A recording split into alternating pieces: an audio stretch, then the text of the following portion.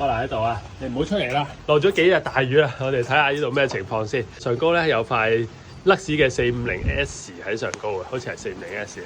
個天幕都搞咗好耐先 set 到而家咁嘅樣啊！啲水一定要去到啊，如果唔係咧積咗水氹喺上高係大劑。佢而家會沿住啲邊落嚟嘅。帳幕係個 coating 係爭啲㗎啦，都唔係咁跣水啦。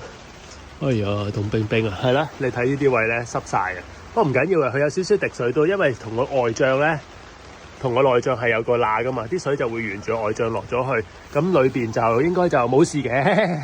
好，睇下，係啦，我啲嘢全部都仲擺晒喺裏邊呢度嘅，咁張梳化都係。睇下啲邊位先，有少少水啦，唔係好嚴重嘅，個地氈都係乾爽嘅，下底呢度都係乾嘅。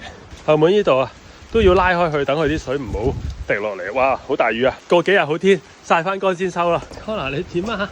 你入唔入得翻？入得翻嚟嘅。